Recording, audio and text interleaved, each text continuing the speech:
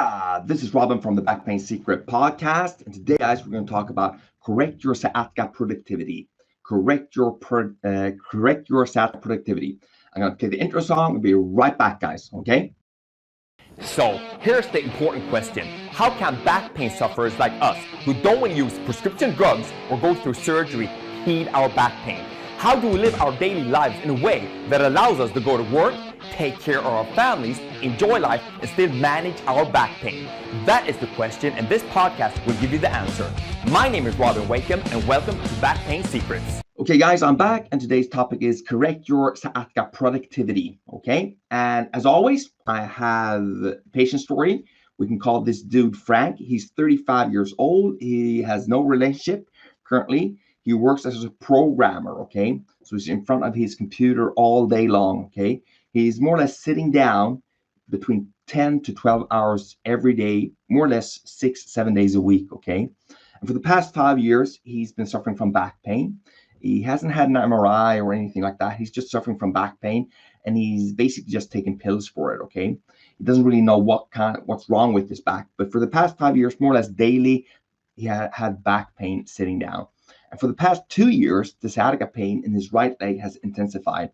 So he has pain in his lower back, buttocks, down the leg, all the way down to his foot. Okay, and externally, when you meet Frank, you can see he's good at what he does. Okay, he's been around for a long time, and he knows what he's doing. But really, the coding job that he's doing now, okay, because he's basically managing other coders because he's so talented, right? So the stuff that he really needs to do is more or less he can clear that in about 4 hours time when it's in front of the computer, right? But the other 8 hours or 9 hours or even 10 hours some days, he's more or less just in front of the computer playing games and hanging out, socializing with his friends, right? He's an online guy, okay? So that's what he's doing externally. But internally, he really feels, and he knows this, Frank is really hiding behind his computer, okay? This is the only place where he really feels safe, okay?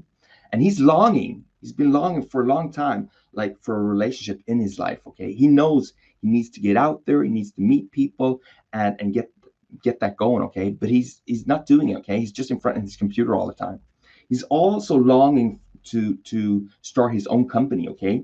Because he is really talented at what he does. He really knows what he's doing, but he just doesn't have the effort for it, doesn't have the drive. But he knows he's longing to do it, but he's not doing it, okay? He's also longing to get back into shape. Growing up, he was playing soccer and he was more active. He wasn't really like a superstar or anything like that, but he liked the feeling he had when he was running, he was doing stuff, okay? And he was socializing with other people, doing sports and stuff like that, okay? He was also longing to like take up contact with his old friends, okay, that he was growing up with, okay, and even like meet new people. But he was so like closed in, just in front of the computer all the time. So he had all these like internal feelings he had that he was not like doing the stuff he needed to do, okay? And he knew that he was hiding behind the computer, okay? So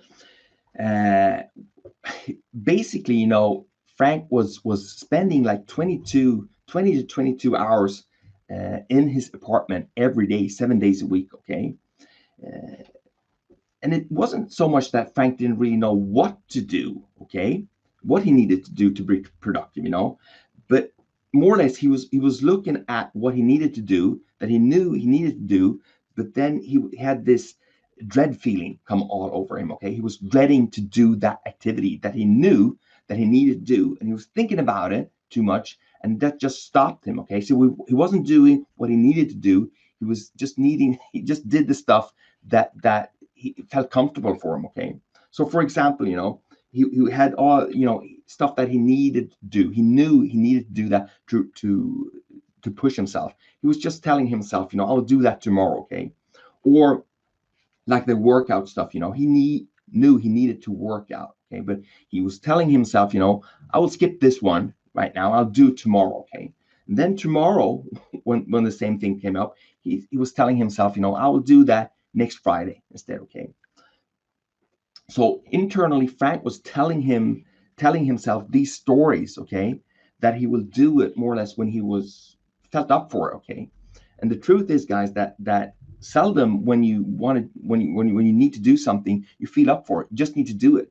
And as you do it, okay, quite you just get into it, okay. But it's this feeling that first off that you feel like you don't want to do something, but you just need to push yourself and do it anyway. Okay. So I was telling Frank, in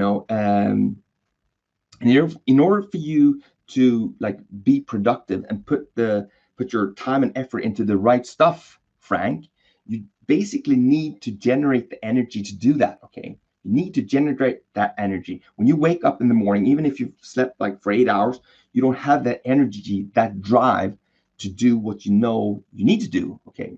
So how do you like generate that power plant inside of you to focus your energy to excel, to serve the world? Okay. Because basically, if you don't do anything, if you're just doing whatever feels comfortable and nice, nothing is really going to happen. Okay. So how do you generate that energy? So I was telling Frank about this. You need to sit down, buddy. Okay. And just like figure out a higher purpose. Okay. What you want to like create. Okay. For example, you were talking about meeting someone. Okay. So for example, if you want to start a family, okay, if you want to have kids, if you want to have all of that, you need to push yourself, like make time for that, to go out and meet someone that you can start a family with. Okay. You can't just be sitting in front of the computer all the time. Also with the pain in your back, in your sciatic pain, in order for you to reduce that, you need to get a standing desk. You need to stand up more at work. You need to go out for your daily walks first thing in the morning. Okay. You need to do some core stability exercises.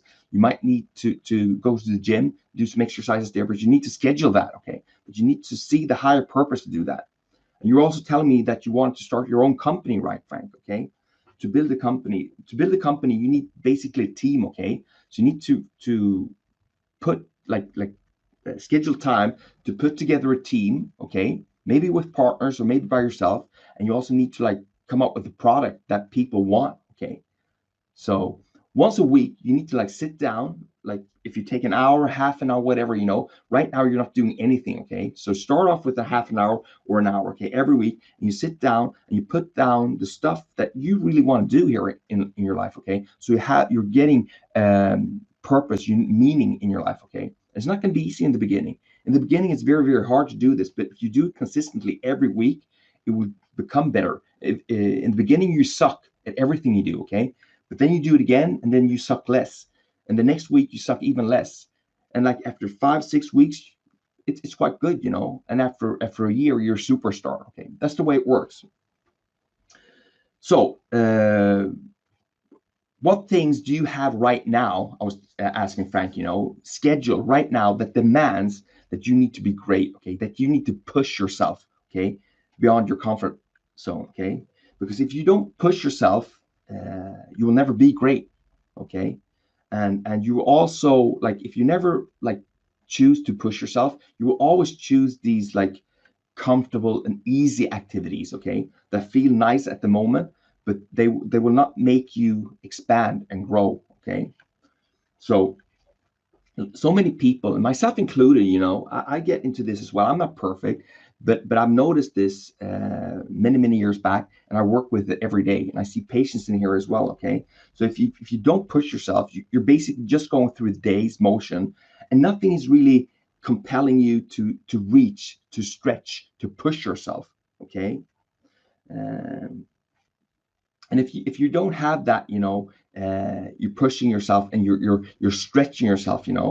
You're basically living a life where you're just trying to be comfortable all the time. And even though that feels nice in the beginning, just watching Netflix, just doing the bare minimum at work, never working out, okay, that's a dead end. Okay, it's a downward spiral. Okay, so it also, you need to rethink the way you look at productivity. Okay, do not look at productivity as something that you just do of a block of time. Okay, basically you need to think of a life that is being productive, a productive life. Okay, so it's not like a time management thing that many think. As soon as people heard the word productivity, they think time management. It's like checklists and to-do lists and stuff like that. That is not what I'm talking about. Okay, you shouldn't look at it at that in that way. It's more like a purpose thing, okay?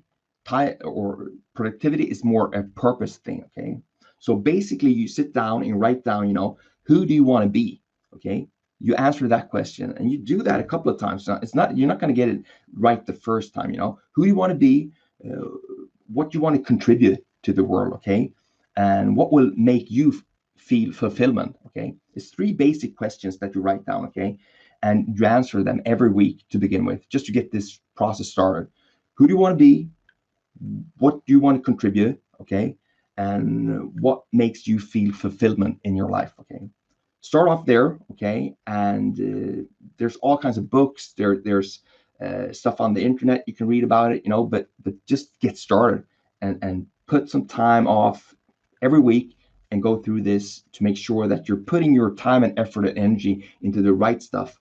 And when you're starting to feel purpose, you're going to be more productive and you're going to feel more fulfilled, and you're going to have less back pain, less sciatica pain, and you're going to feel better.